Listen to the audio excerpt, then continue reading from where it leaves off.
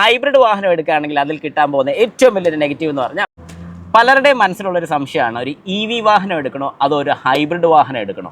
എന്താണ് നിങ്ങളുടെ മനസ്സിലുള്ള? വളരെ കൃത്യമായിട്ട് ഞാൻ കുറച്ച് പോയിന്റ്സ് പറഞ്ഞുതരാം. ഈ പോയിന്റ്സ് മനസ്സിലാക്കിയിട്ട് നിങ്ങൾക്ക് കൃത്യമായിട്ട് മനസ്സിലാവും ഒരു ഹൈബ്രിഡ് വാഹനം എടുക്കണോ അഥവാ ഒരു വാഹനം എടുക്കണോ എന്നുള്ള. ഹായ് നമസ്കാരം, ഞാൻ രാകേഷ് എം ജി എക്സ്പ്ലോർ എന്ന് പറഞ്ഞ ചാനലിലേക്ക് എല്ലാവർക്കും സ്വാഗതം. എല്ലാവരും സുഖമായിട്ടിരിക്കുന്ന വിഷയം.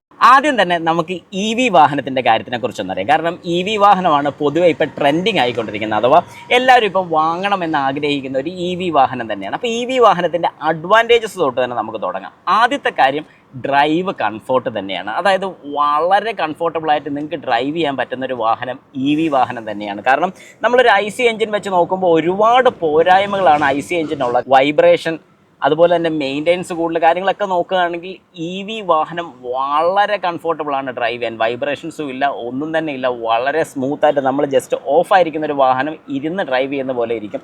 അതാണ് ഒരു വാഹനത്തിൻ്റെ ഏറ്റവും വലിയൊരു അഡ്വാൻറ്റേജ്. രണ്ടാമത്തെ കാര്യം നോക്കാനാണെങ്കിൽ ലോ മെയിൻ്റെനൻസ് ആണ്. നമ്മുടെ സാധാരണ ഒരു എഞ്ചിന് വരുന്ന ഒരു മെയിൻ്റെനൻസോ കാര്യങ്ങളോ ഒന്നും ഈ ഒരു വാഹനത്തിൽ വരുന്നില്ല. വളരെ ചെറിയ മെയിൻ്റെനൻസ് മാത്രം നമുക്ക് ആവശ്യം വരുന്നുള്ളൂ. ഒരു രീതിക്കുള്ള എമിഷൻസും ഇല്ല. അതായത് നമുക്ക് പൊല്യൂഷൻ ടെസ്റ്റോ കാര്യങ്ങളൊന്നും എടുക്കാൻ വേണ്ട. ബാക്കിയുള്ള ബുദ്ധിമുട്ടാകത്തുമില്ല എന്ന് ഉറപ്പിച്ച് തന്നെ നമുക്ക് വാഹനം ഓടിക്കാൻ സാധിക്കും. സഡൻ പിക്കപ്പാണ് കിട്ടുന്നത്. അതായത് പവറും ടോർക്കും വളരെ സഡനായിട്ടാണ് നമുക്കൊരു വാഹനത്തിൽ കിട്ടുന്നത്. പ്രത്യേകിച്ച് ഇൻറ്റേർണൽ കമ്പസ്റ്റൻ എഞ്ചിനകത്ത് പവർ പ്രൊഡ്യൂസ് ചെയ്ത് ആ പവറിനെ റോട്ടറി മോഷനായിട്ട് കൺവേർട്ട് ചെയ്ത് ആ റോട്ടറി മോഷൻ ഗിയർ ബോക്സിലോട്ട് കൊടുത്ത് ഗിയർ ബോക്സിനെ കറക്കി ഗിയർ ബോക്സിൽ നിന്ന് ഫൈനൽ ഡ്രൈവിലോട്ട് വന്ന് ഫൈനൽ ഡ്രൈവിൽ നിന്നാണ് നമുക്ക് ഡ്രൈവ് ഷാഫ്റ്റ് വഴി നേരെ ടയേഴ്സിലോട്ട് പോകുന്നത്. അപ്പോൾ അവിടെ ഉണ്ടാകുന്ന ലോസുകൾ വളരെ കൂടുതലാണ്.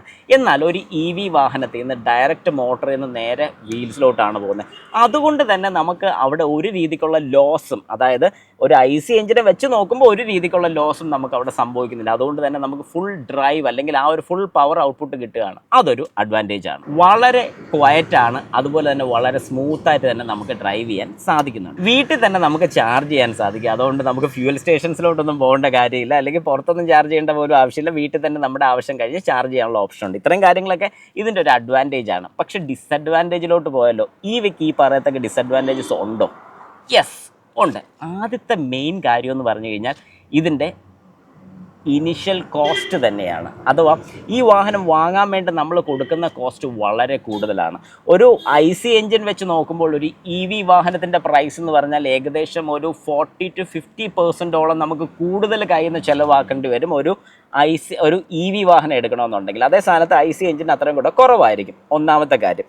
രണ്ടാമത്തെ കാര്യം, റീസെയിൽ വാല്യൂ കുറവാണ്. നമ്മളൊരു എഞ്ചിൻ എടുത്തു കഴിഞ്ഞാൽ നമുക്ക് സെയിൽ ചെയ്യുന്ന സമയത്ത് ഏകദേശം അതിൻ്റെ അടുപ്പിച്ചുള്ള പ്രൈസ് തന്നെ കിട്ടും. പക്ഷേ വാഹനത്തിന് ഡിപ്രീസിയേഷൻ വളരെ കൂടുതലാണ്. മൂന്നാമത്തെ കാര്യം, ചാർജിങ് ഇൻഫ്രാസ്ട്രക്ചർ ഭയങ്കര മോശമാണ്. കാരണം വരുന്നതേ ഉള്ളൂ എന്ന് പറഞ്ഞുകൊണ്ട് നമ്മളിപ്പോൾ എവിടെയെങ്കിലും ഒരു ചാർജിങ് സ്റ്റേഷനെ തപ്പി പോവുകയാണ്. ചാർജിങ് സ്റ്റേഷൻസ് നമുക്ക് എല്ലാം ഇതിനകത്ത് കണ്ടുപിടിക്കാൻ സാധിക്കും. പക്ഷേ ഈ ചാർജിങ് സ്റ്റേഷൻസ് നമ്മൾ തപ്പി ചെല്ലുന്ന സമയത്ത് അവിടെ നമുക്ക് ചാർജ് ചെയ്യാനുള്ള ഓപ്ഷൻ കിട്ടിയില്ലെങ്കിലോ, ഒന്നെങ്കിൽ ചാർജിങ് സ്റ്റേഷൻ എന്തെങ്കിലും പ്രശ്നം ഉണ്ടെങ്കിലോ, അല്ലെങ്കിൽ അവിടെ ക്യൂ ആണെന്നുണ്ടെങ്കിൽ നമ്മൾ വെയിറ്റ് ചെയ്യേണ്ടി വരും. ഒരു വാഹനം ഫുൾ ചാർജ് ചെയ്യാൻ വേണ്ടിയിട്ട് ഏകദേശം, അതായത് ഒരു ഫാസ്റ്റ് ചാർജിങ് ആണെങ്കിൽ തന്നെ ഒരു 1.5 മണിക്കൂറൊക്കെ മിനിമം വേണ്ടി വരും. ഇപ്പം നമ്മൾ കേൾക്കാറുണ്ട് 30 മിനിറ്റ് കൊണ്ടൊക്കെ ചാർജ് ആകുന്നു എന്നുള്ളത്. ഈ 30 മിനിറ്റ് കൊണ്ട് ചാർജ് ആവണമെങ്കിൽ 120 വാട്ട്സിൻ്റെയൊക്കെ ആയിരിക്കണം. പക്ഷേ ഒരു 2 പേര് ഷെയർ ചെയ്യുന്ന ചാർജിങ് സ്റ്റേഷൻസ് ആണെങ്കിൽ 120 വാട്ട്സിൻ്റെ ചാർജിങ് സ്റ്റേഷനിലാണെങ്കിൽ 60 ആയിട്ട് ചാർജിങ് ഷെയർ ചെയ്ത് പോവുകയാണ്. അപ്പോൾ നമ്മുടെ ചാർജിങ് സ്പീഡ് കുറയും, നമ്മുടെ ടൈം കുറയും. അപ്പോൾ അതൊരു പ്രശ്നമാണ്. ഇനി നാലാമത്തെ കാര്യം നോക്കാനാണെങ്കിൽ വളരെ കൃത്യമായിട്ടുള്ള പ്ലാനിങ് ആയിട്ട് മാത്രം നമുക്കൊരു വാഹനം ഡ്രൈവ് ചെയ്യാൻ സാധിക്കത്തുള്ളൂ. അതായത് ഞാനൊരു കോട്ടയംകാരനാണ്. ഞാൻ കോട്ടയത്ത് നിന്ന് ഒന്ന് ഇടുക്കി വരെ പോകണം, അല്ലെങ്കിൽ ഒന്ന് കുമിളിയോ കട്ടപ്പനയൊക്കെ പോകണമെന്നുണ്ടെങ്കിൽ എനിക്ക് പ്രശ്നമില്ല. എൻ്റെ ഇരിക്കുന്ന ഒരു വാഹനത്തിന് 400 റേഞ്ചോളം കിട്ടുന്നുണ്ടെങ്കിൽ ഒരു കുഴപ്പമില്ല. ഇനി അതല്ല, ഞാനിപ്പോൾ ഒന്ന് ബാംഗ്ലൂരോ അല്ലെങ്കിൽ അങ്ങനെ എവിടെയെങ്കിലുമൊക്കെ ലോങ് പോകണമെന്ന് വെക്കുക, ഇപ്പോൾ ഡൽഹി ഒന്ന് പോകണമെന്ന് വെക്കുകയാണെന്നുണ്ടെങ്കിൽ ഞാൻ വീട്ടിൽ നിന്ന് പ്ലാൻ ചെയ്യണം. ഞാൻ ഇവിടെ നിന്ന് ഇത്രയും കിലോമീറ്റർ ഓടി ഇവിടെ ഒരു ചാർജിങ് സ്റ്റേഷൻ തപ്പി, അല്ലെങ്കിൽ അവിടെ ചെന്ന് ഹോൾട്ട് ചെയ്ത് ഫുഡൊക്കെ കഴിച്ച് വരുമ്പോഴത്തേക്ക് ഈ വാഹനം ചാർജ് ആകും. അപ്പോൾ ഇങ്ങനത്തെ കാര്യങ്ങളെല്ലാം വളരെ കൃത്യമായിട്ട് ഞാൻ പ്ലാൻ ചെയ്യേണ്ടി വരും. അതൊരു നെഗറ്റീവ് സൈഡാണെന്ന് തന്നെ നമുക്ക് പറയാൻ സാധിക്കുന്നുണ്ട്. അപ്പം വളരെ കൃത്യമായിട്ടുള്ള പ്ലാനിങ് ഇല്ലാതെ ഈ വാഹനമായിട്ട് പോക്ക്, അതായത് ലോങ് ഡ്രൈവ് പോകുമ്പോൾ പെട്ടുപോകാനുള്ള ചാൻസസ് ഉണ്ട്.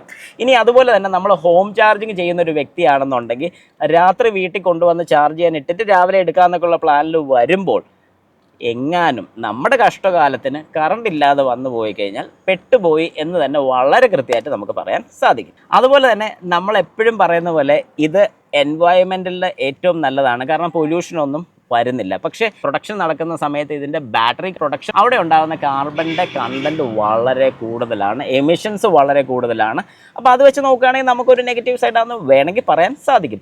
ഇനി ഇത്രയും കാര്യങ്ങളാണ് മെയിനായിട്ട് പറയാനുള്ളത്. ഇനി നമുക്കൊരു ഹൈബ്രിഡ് എഞ്ചിനെ കുറിച്ച് നോക്കിയാലോ. ഹൈബ്രിഡ് എഞ്ചിൻ്റെ പോസിറ്റീവ് സൈഡ് തൊട്ട് തന്നെ തുടങ്ങാം. അതായത് നിങ്ങളൊരു ഹൈബ്രിഡ് എഞ്ചിൻ എടുക്കുകയാണെന്നുണ്ടെങ്കിൽ ഒന്നും തന്നെ പേടിക്കേണ്ട കാര്യമില്ല, കാരണം അവിടെ ഇലക്ട്രിക്കും ഉണ്ട്, അതുപോലെ തന്നെ IC എഞ്ചിനുണ്ട്. അതായത് രണ്ടിൻ്റെയും കൊളാബറേഷനാണ് ഒരു ഹൈബ്രിഡ് വെഹിക്കിൾ എന്ന് പറയുന്നത്. ഇപ്പം ഞാൻ ഈ ചിന്തിക്കുന്ന നേരത്തെ എനിക്ക് ഡൽഹി പോകണമെന്നുണ്ടെങ്കിൽ ഒന്നും തന്നെ പ്ലാൻ ചെയ്യേണ്ട, നേരെ വെച്ച് വിട്ടാൽ മതി, പെട്രോൾ കിട്ടിയാൽ മതി. അതായത് പെട്രോൾ ഫില്ല് ചെയ്യുക, വാഹനം ഓടിക്കുക. ഈ വാഹനത്തിൻ്റെ വർക്കിംഗ് എങ്ങനെയാണെന്ന് ചോദിച്ചു കഴിഞ്ഞാൽ വാഹനം ഡ്രൈവ് ചെയ്തുകൊണ്ടിരിക്കുന്ന സമയത്ത് തന്നെ ഇതിനകത്ത് വരുന്ന ലിഥിയം അയൺ ബാറ്ററി ചാർജ് ആകുകയാണ് ചെയ്യുന്നത്.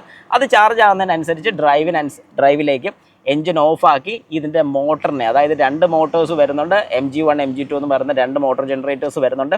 ഈ ഒരു മോട്ടോർ ജനറേറ്ററിനെ കറക്കി അതിൽ നിന്ന് തന്നെ കറണ്ടും പ്രൊഡ്യൂസ് ചെയ്ത് തന്നെ ഈ ബാറ്ററിയും ചാർജ് ചെയ്യുന്നുണ്ട്. അതുപോലെ തന്നെ ഈ ബാറ്ററി യൂസ് ചെയ്ത് ഈ ഒരു വാഹനത്തിനെ ഡ്രൈവ് ചെയ്യിക്കുന്നുണ്ട്. അപ്പോൾ അങ്ങനെ വരുമ്പോഴത്തേക്കും തന്നെ ഒരു ഫ്യൂവൽ എഫിഷ്യൻസി എന്ന് പറഞ്ഞാൽ ചെറുതൊന്നുമല്ല.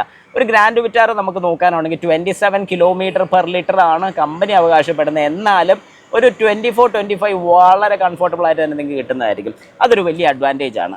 രണ്ടാമത്തെ കാര്യം, നമുക്ക് മെയിൻ്റെനൻസ് ഈ പറയത്തക്ക വലിയ കാര്യമായിട്ടുള്ള കൂടുതലൊന്നും വരുന്നില്ല. കാരണം എന്താണെന്ന് പറഞ്ഞാൽ ഒരു IC എഞ്ചിൻ സാധാരണ നമ്മൾ മെയിൻ്റെനൻസ് ചെയ്യുന്ന പോലെ മാത്രം നമുക്ക് അവിടെ മെയിൻ്റെനൻസ് വരുന്നുള്ളൂ, പ്രത്യേകിച്ച് ഇതൊരു പെട്രോൾ വാഹനമാണ്. മൂന്നാമത്തെ കാര്യം പറയാനാണെന്നുണ്ടെങ്കിൽ ഈ ഒരു വാഹനത്തിന് റീസെയിൽ വാല്യൂ EV വാഹനത്തിനെ അപേക്ഷിച്ച് വളരെ കൂടുതലാണ്. കാരണം എന്താണെന്ന് പറഞ്ഞാൽ ഇതിനകത്തൊരു IC എഞ്ചിനാണ് വരുന്നത്, അതൊരു അഡ്വാൻറ്റേജ് ആണ്.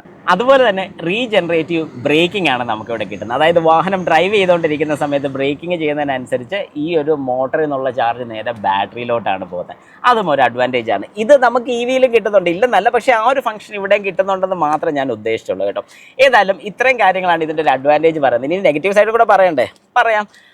ഹൈബ്രിഡ് വാഹനം എടുക്കുകയാണെങ്കിൽ അതിൽ കിട്ടാൻ പോകുന്ന ഏറ്റവും വലിയൊരു നെഗറ്റീവ് എന്ന് പറഞ്ഞാൽ ബാറ്ററിയുടെ കോസ്റ്റ് തന്നെയാണ്. അതായത് കുറേ നാൾ കഴിയുമ്പോൾ, ഏകദേശം 8 വർഷത്തോളം കമ്പനി ഇതിൻ്റെ EV ബാറ്ററിക്ക് അഥവാ നമ്മുടെ ഹൈ വോൾട്ടേജ് ബാറ്ററിക്ക് വാറണ്ടി കൊടുക്കുന്നത് 8 ഇയേഴ്സോളമാണ്. അപ്പോൾ 8 ഇയേഴ്സ് കഴിഞ്ഞാൽ എന്ത് സംഭവിക്കും? അല്ലെങ്കിൽ 8 ഇയേഴ്സ് അല്ലെങ്കിൽ 1,60,000 കിലോമീറ്റേഴ്സ് ആണ് പറയുന്നത്. അത് കഴിഞ്ഞ് ഈ ബാറ്ററി മാറേണ്ടി വരുന്ന സമയത്ത് വരുന്നൊരു കോസ്റ്റ് ചെറുതായിരിക്കില്ല. അപ്പോൾ എൻ്റെ ഒരു പേഴ്സണൽ സജഷൻ, എനിക്ക് തോന്നിയിട്ടുള്ളൊരു കാര്യമാണ്. നിങ്ങൾക്ക് ഇത് ശരിയാണെന്ന് തോന്നുന്നുണ്ടെങ്കിൽ ജസ്റ്റ് ഒന്ന് കമൻറ്റ് കൂടി ഇട്ടേക്കുക. അതായത് ഏകദേശം ഒരു 7 വർഷം അഥവാ ഒരു 1,50,000 കിലോമീറ്റർ ഒക്കെ കഴിയുമ്പോൾ ഈ വാഹനം തട്ടുകയാണെങ്കിൽ വലിയ പ്രശ്നമില്ല, മീൻസ് സെയിൽ ചെയ്യുകയാണെങ്കിൽ വലിയ കുഴപ്പമില്ല. ഇനി കൊണ്ടുപോകാനുള്ള പ്ലാൻ ഉണ്ടെന്നുണ്ടെങ്കിൽ ഇതിൻ്റെയൊക്കെ ഒരു കോസ്റ്റ് അറിഞ്ഞ് വെച്ച് ബാറ്ററി മാറാൻ വേണ്ടിയിട്ടുള്ള രീതി തയ്യാറാക്കിക്കോണം. പിന്നെ ഒരു ഗുണം എന്താണെന്ന് പറഞ്ഞു കഴിഞ്ഞാൽ ഇനി അങ്ങോട്ട് ഈ പറയുന്ന ബാറ്ററിയുടെയൊക്കെ കോസ്റ്റ് കുറയാനുള്ള ചാൻസസ് കൂടുതലാണ്. കാരണം ഇപ്പോൾ ഉള്ള കോസ്റ്റ് ആയിരിക്കത്തില്ല. പിന്നെ ഇതിൻ്റെ ഒരു സിമ്പിൾ ഒരു എക്സാമ്പിൾ ഞാൻ പറഞ്ഞുതരാം. ആദ്യം ഒരു ടെക്നോളജി ഡെവലപ്പ് ആകുന്ന സമയത്ത് നമുക്ക് എപ്പോഴും അതിൻ്റെ ഇനിഷ്യൽ കോസ്റ്റ് കൂടുതലായിരിക്കും. ആദ്യം AMT വന്ന സമയത്ത് AMTയുടെ മൊഡ്യൂളിൻ്റെ പ്രൈസ് എന്ന് പറയുമ്പോഴത്തേക്ക് 1,20,000 സംതിങ് എങ്ങാണ്ടായിരുന്നു അതിൻ്റെ ഒരു മൊഡ്യൂളിന് മാത്രം, AMT മൊഡ്യൂളിൻ്റെ പ്രൈസ്. ഇപ്പം അതിൻ്റെ ചൈൽഡ് പാർട്ട് കിട്ടും. അതുപോലെ തന്നെ AMT മൊഡ്യൂളിൻ്റെയൊക്കെ പ്രൈസ് 65,000 രൂപയിലോട്ട് കുറഞ്ഞിട്ടുണ്ട്. ചൈൽഡ് പാർട്ടുകൾ കിട്ടുന്നുള്ളതുകൊണ്ട് തന്നെ ചെറിയ എമൗണ്ട്സിലൊക്കെ തന്നെ നമുക്കിത് റിപ്പയർ ചെയ്തെടുക്കാനുള്ള ഓപ്ഷൻ ഉണ്ട്. അതൊരു വലിയ അഡ്വാൻറ്റേജ് തന്നെയാണ്. അതുപോലെ തന്നെ ഭാവിയിലോട്ട് ഇതിൻ്റെയൊക്കെ പാർട്സിൻ്റെ പ്രൈസ് കുറയുമെന്ന് തന്നെ നമുക്ക് ഉറപ്പിക്കാൻ സാധിക്കും. അതുകൊണ്ട് ടെൻഷനോ കാര്യങ്ങളോ ഒന്നും വേണ്ട. ഈ പറയുന്ന പോലെ ഹൈബ്രിഡ് വേണോ EV വേണോ എന്ന് ചോദിച്ചു കഴിഞ്ഞാൽ ഞാൻ പേഴ്സണലായിട്ട് ഹൈബ്രിഡേ പറയാറുള്ളൂ. നിങ്ങളുടെ അഭിപ്രായം കൂടി ജസ്റ്റ് ഒന്ന് പറയുക. അതുപോലെ തന്നെ നമ്മൾ ഡ്രോബാക്സിൻ്റെ കാര്യം പറഞ്ഞു വന്ന് തീർന്നില്ല. അതിൻ്റെ കൂടെ തന്നെ ആദ്യത്തെ ഞാൻ പറഞ്ഞ പോലെ ബാറ്ററിയുടെ കേസ്. രണ്ടാമത്തെ കേസ് എന്ന് പറഞ്ഞു കഴിഞ്ഞാൽ മെയിൻ്റെനൻസ് കോസ്റ്റ് ചില സമയത്തെങ്കിലും കുറച്ച് കൂടുതൽ വരാനുള്ള ചാൻസസ് ഉണ്ട്. പിന്നെ ഈ പറയുന്ന പോലെയുള്ള ടയർ വെയർ കാര്യങ്ങളൊക്കെ കുറവായിരിക്കും. ഒരു EV വാഹനം വെച്ച് നോക്കുകയാണെങ്കിൽ അത്രയും വെയിറ്റ് വരുന്നില്ല. കാരണം ഇതിനകത്ത് വലിയ ബാറ്ററി അല്ല, ചെറിയ ബാറ്ററി പാക്കാണ് വരുന്നത്. അതുകൊണ്ട് തന്നെ നമുക്ക് കുറേ രീതിക്ക് ലാഭം കിട്ടുന്നുണ്ടെങ്കിൽ പോലും മെയിൻ്റെനൻസ് കുറച്ചുകൂടെ കൂടുതലാകാനുള്ള സാധ്യതയുണ്ട് കേട്ടോ. അതുപോലെ തന്നെ നമ്മളിത് ഹൈവേസിലൊക്കെ പോവുകയാണെന്നുണ്ടെങ്കിൽ നല്ല രീതിക്ക് ആക്സിലറേറ്റ് ചെയ്യുകയാണെങ്കിൽ ബാറ്ററിയിലോട്ട് ചിലപ്പോൾ ഷിഫ്റ്റ് ആവത്തില്ല. IC എഞ്ചിൻ തന്നെ വർക്ക് ചെയ്തായിരിക്കും ഇതിന് പവർ കൺസപ്ഷൻ കൊടുക്കുന്നത്. അപ്പോൾ അങ്ങനെ വരുന്ന സമയത്ത് നമുക്ക് ഫ്യൂൽ എഫിഷ്യൻസി കുറച്ച് താഴെയുള്ള ചാൻസസ് കൂടുതലാണ്. സിറ്റീസിലൊക്കെ ഓടിക്കുകയാണ്, ഈ പോസിറ്റീവ് സൈഡും കൂടെ എടുത്ത് പറയുകയാണ്. സിറ്റീസിൽ ഡ്രൈവ് ചെയ്യുകയാണെന്നുണ്ടെങ്കിൽ ഏറ്റവും കൂടുതൽ ഫ്യൂൽ എഫിഷ്യൻസി കിട്ടുന്ന ഒരു ഹൈബ്രിഡ് വാഹനം തന്നെയാണ്. ഏതായാലും ഇത്തരം കാര്യങ്ങളാണ് നമുക്ക് മെയിനായിട്ട് പറയാനുള്ളത്. അപ്പം നിങ്ങളുടെ അഭിപ്രായം എന്താണ്? ഒരു ഹൈബ്രിഡ് വാഹനം എടുക്കണോ, ഒരു EV വാഹനം എടുക്കണോ? ജസ്റ്റ് ഒന്ന് കമൻറ്റും കൂടെ ഇട്ടേക്കുക.